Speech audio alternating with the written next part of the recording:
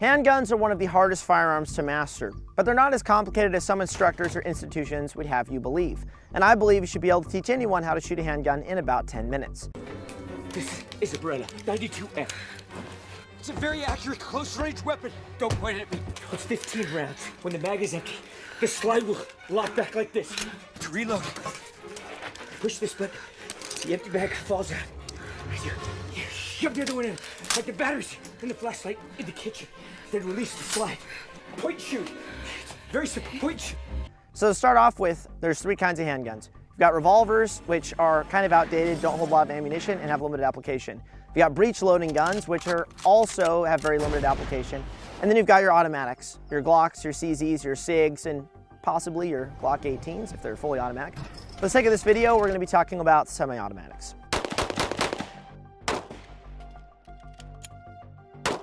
Every reliable pistol is going to include a set of iron sights, and some handguns may even include the new red dot sights that manufacturers are starting to include on their pistols.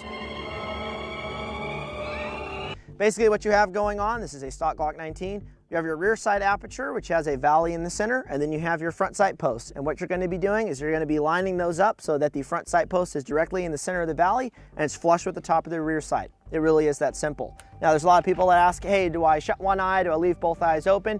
You want to leave both eyes open. And what you want to do is figure out which eye you're dominant with. I'm left eye dominant, I'm right-handed. I'm going to be presenting that eye center with my body, and I'm going to be focusing on my front sight post. There's a time and a place to focus on the target instead of your front sight post. There's also a time and a place not to even use your sights at all. Next time you have a chance to kill someone, don't hesitate.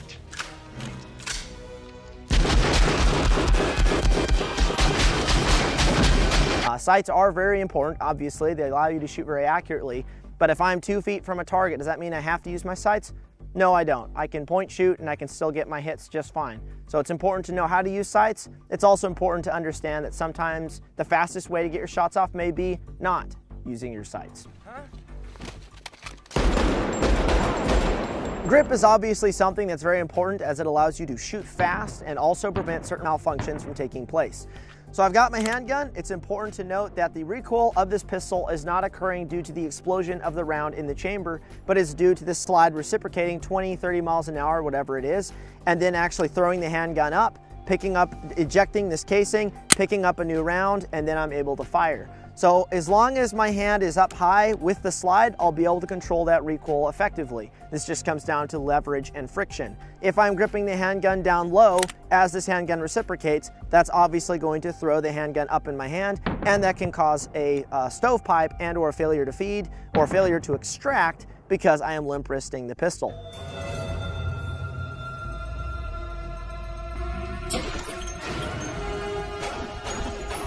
So a big thing to keep in mind is I take my hand and I'm trying to grip the pistol as high as I can into the beaver tail or tang of the pistol. This allows me to have good leverage on the gun itself. To have good friction for recoil management, I'm going to introduce my left hand. I'm going to be gripping high on the gun. Something that I like to do is take these support hand fingers and actually put them in the grooves of my dominant hand right here. This also helps prevent my hand from slipping and recoil. And if you feel yourself slipping and recoil, that's because you're not gripping tight enough. And I know people ask, how tight should I grip my handgun? You want to death grip it, but you want to relax your grip enough that the gun isn't shaking all over the place. But you don't want to dead fish the gun and let it jump around like this because you can potentially cause a malfunction, but you're also not going to shoot very accurately and you're not going to be able to shoot very fast. So tight, high grip with your dominant hand, solid grip with your left hand, with your thumbs running forward like so. If they touch the slide, you will not cause a malfunction. With my fingers, my support hand fingers dug into my dominant hand, and that is my grip, and it should be consistent every single time that I shoot with two hands on the pistol. When we've got our grip established, what does our upper body stance look like? Well, I'm squaring up towards the target and I'm having a slight bend in my elbows and I'm bringing the pistol to my eyes. I'm not dropping my head. I'm not locking my arms out to my body. The issue with that is if I start to shoot on the move and I take impacts on the ground that go to my legs up to my core, if I am fully locked out, that is going to cause more dip and affect my sight picture on target versus having that slight bend in the elbows, which acts as a natural suspension system. So you've got your sights, you've got your grip, and now for the most important, and that's trigger management. Something a lot of folks don't understand is the majority of missed shots aren't because of your sight alignment, and they're not necessarily because of your grip. It's because of improper trigger press.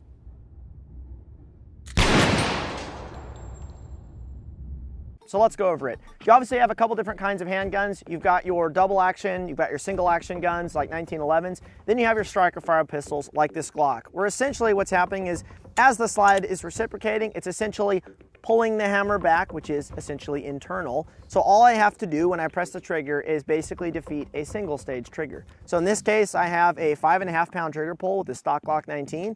And what I have with the trigger, and this is for most handguns out there, is you have your slack, which is a lot of play in the trigger before you actually get to your wall of resistance, where you start to meet that 5.5 pounds, that 4.5 pounds, 6 pounds, whatever it is that the manufacturer quotes for their particular handgun.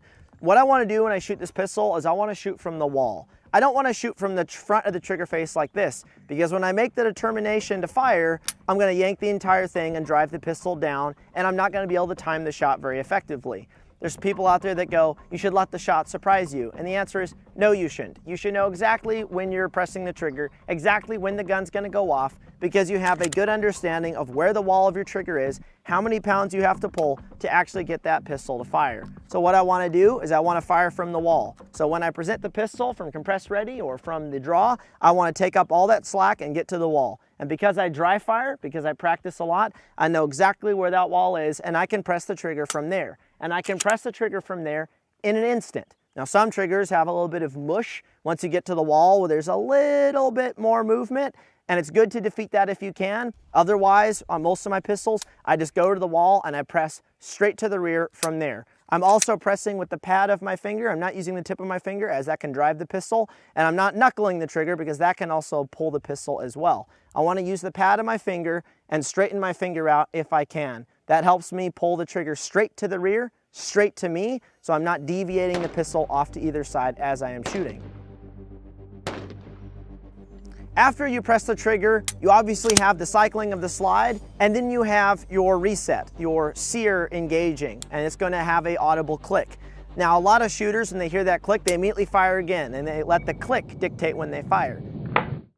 This generally results in poor accuracy. What you should be able to do is, even if you hear that click because you reset slowly, you don't let that dictate when you fire. You're able to come back to the wall, sit on the wall, verify your sight picture in relation to target size and target distance, and then take that shot from the wall when you need to.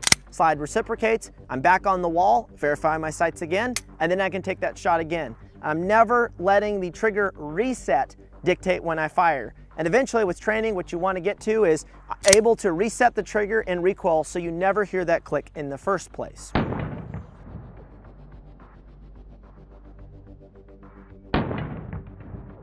One of the biggest issues that new shooters have when they're shooting is recoil anticipation.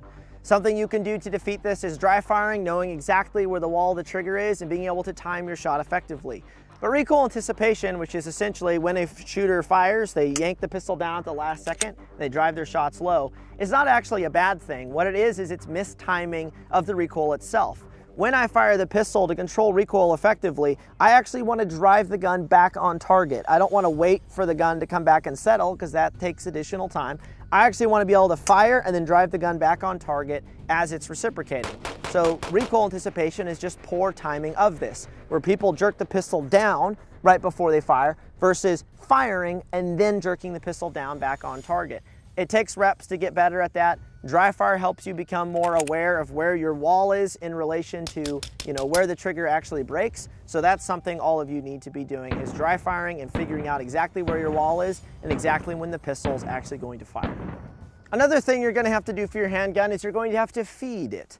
When it goes empty, provided you have a modern handgun design, you have good magazines, the slide is going to lock to the rear, at which point you're going to dump the empty magazine onto the ground, hitting the mag release, which is usually located where your thumb is. Insert your new magazine, and now at this point you can do one of two things. You can grab the back of the slide to drop the slide, putting it back into battery, or you can hit your slide release, slide lock. There's some debate here. I personally use this. You can also go over the back and drop the slide like so. Important thing to note though, don't ride the slide, pull it back deliberately and let go. If you ride it back, you can cause a malfunction depending on how dirty your gun is, depending on your ammunition. You want to be deliberate with your pistol as you're loading it. Drop the slide, hit the mag release, and now your pistol's ready to go.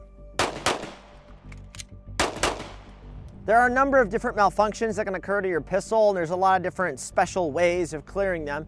But as long as you understand how your pistol works, how you can lock the slide to the rear yourself, how you can remove the magazine, how you can fully unload the gun and then fully load the pistol again, you can deal with most malfunctions on your own. And to be honest, they don't happen as much as some people think, and they're usually driven by the ammunition that you select, not so much the gun itself, especially if you pick a reliable pistol.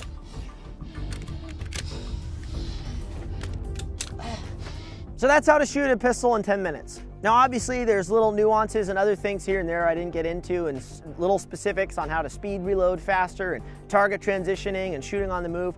But those are the bare fundamentals and the bare building blocks to starting to teach yourself how to shoot. And that's something that very few people talk about, but the reality is if you want to become good at shooting, or at least competent at shooting, that's something you can teach yourself. You don't have to go to the people in white lab coats. You don't have to go to professional instructors. You don't have to take 20 classes in a year to get good at shooting. All it takes is having the discipline to go to the range, try new things, study some stuff. There's a lot of free content online that's really good content. There's obviously some bad stuff out there too, but you can discern the good content from the bad based on what people are putting out there as far as the skills and the competence. So if you look for that, you start analyze what people are doing, and you simply go to the range and start putting rounds down range, you can become very good at shooting without doing what a lot of the institutions want to make you think you need to do. So I hope that was helpful. We produce a lot of content on here if you're interested in seeing more as far as drills and some of the more finer techniques like shooting on the move and target transitioning. So if you're interested in that, stick around, check out some of our other videos. We're producing content all the time on social media and here on YouTube, and I hope this helps. Thanks so much.